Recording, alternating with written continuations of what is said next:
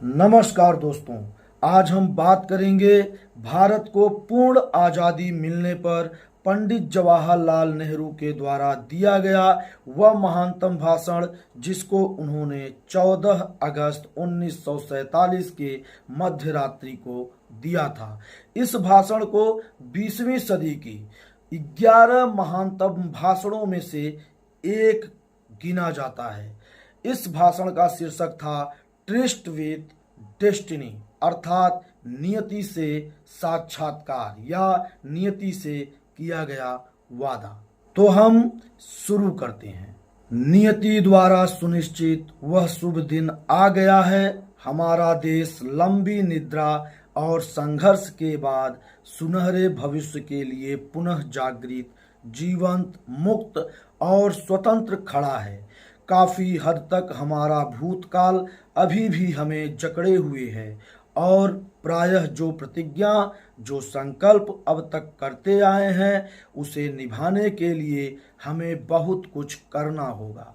आज रात 12 बजे जब सारी दुनिया सो रही होगी, भारत जीवन और स्वतंत्रता की नई और उजली चमकती सुबह के साथ उठेगा। हम नए सिरे से इतिहास लिख रहे हैं और अब जिस इतिहास का हम निर्माण करेंगे उस पर दूसरे लिखने को बाध्य होंगे।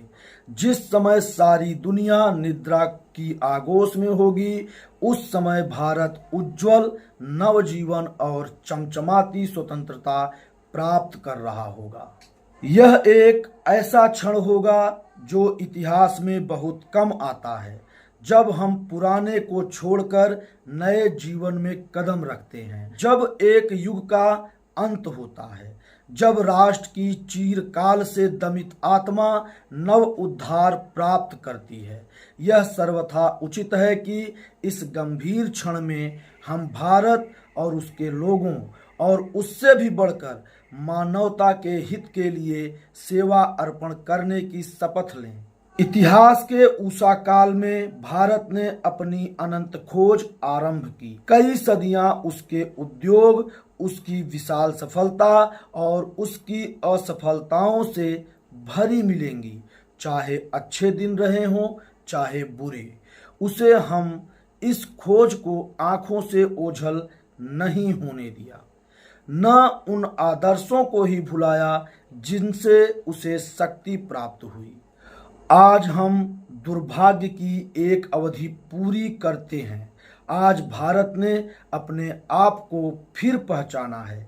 जिस कीर्ति पर हम आज आनंद उत्सव मना रहे हैं वह और भी बड़ी कीर्ति और आने वाली कई विजय की दिशा में केवल एक कदम है।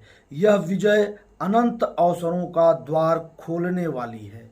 इस अवसर को ग्रहण करने और भविष्य की चुनौती स्वीकार करने के लिए क्या हमें पर्याप्त साहस और अनिवार्य योग्यता है? स्वतंत्रता, ताकत, सत्ता और शक्ति साथ में महत्वपूर्ण जिम्मेदारी भी लाती है।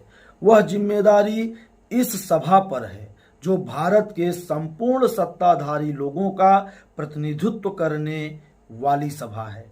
स्वतंत्रता के जन्म से पहले हमने प्रसव की सारी पीड़ाएं सहन की हैं और हमारे हृदय उस दुखद स्मृति से आपूरित हैं। कुछ पीड़ाएं अब भी हैं, फिर भी स्याह अतीत समाप्त हो चुका है और अब सुनहरा भविष्य हमारा आह्वान कर रहा है। यह भविष्य आराम करने और दम लेने के लिए नहीं है, बल्कि निरंतर प्रयत्न करने के लिए है, जिससे कि हम उन प्रतिज्ञाओं को, शुभ संकल्पों को जो हमने इतनी बार किए हैं और जो आज कर रहे हैं, पूरा कर सकें। भारत की सेवा का अर्थ करोड़ों पीड़ितों की सेवा है। इसका अर्थ दरिद्रता और अज्ञान और अवसर की विषमता का अंत करना है।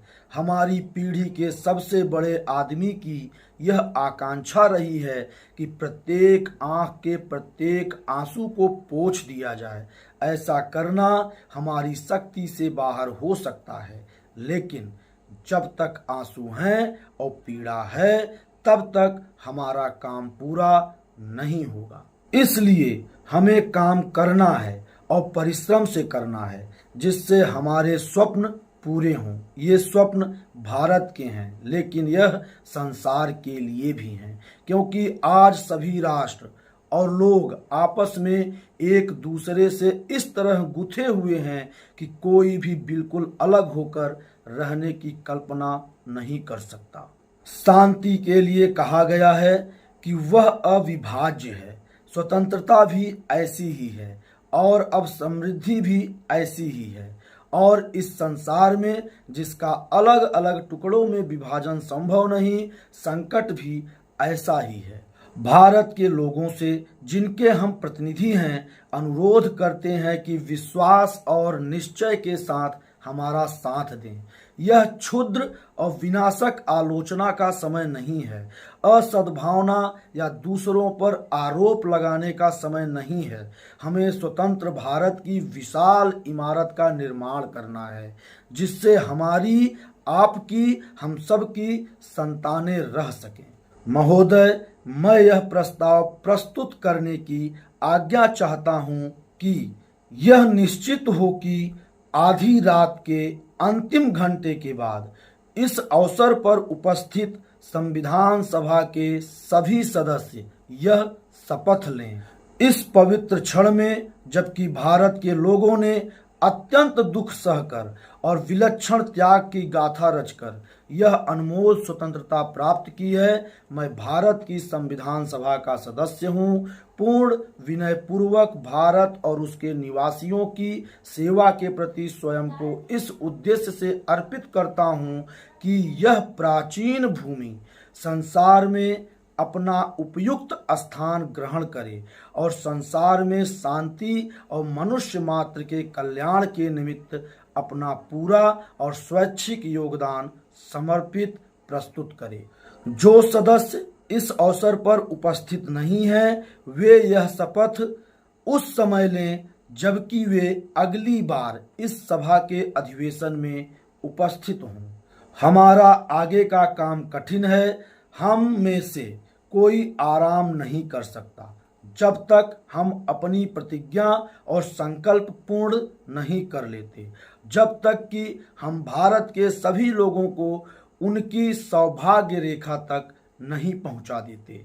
हम एक महान देश के नागरिक हैं और हमें उच्च मानकों पर खरा उतरना है। हम सभी, चाहे हम किसी भी धर्म से संबंधित हों, समान रूप से समान अधिकार, विशेषाधिकार और दायित्वों के साथ भारत की संतानें हैं। हम सांप्रदायिकता या संकीर्णता को प्रोत्साहित नहीं कर सकते हैं।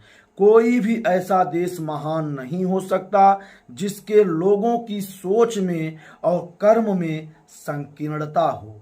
हम दुनिया के देशों और लोगों के लिए शुभकामनाएं करते हैं और हम उनके साथ सहयोग करने, शांति, स्वतंत्रता और लोकतंत्र को आगे बढ़ाने के लिए दृढ़ प्रतिज्ञ हैं। भारत की प्राचीन, शाश्वत और हमेशा नई स्फूर्ति देने वाली हमारी अत्यंत प्रिय मातृभूमि को श्रद्धा से नमन करते हैं और हम नए सिरे से इसकी सेवा करने का संकल्प लेते हैं। जय हिंद।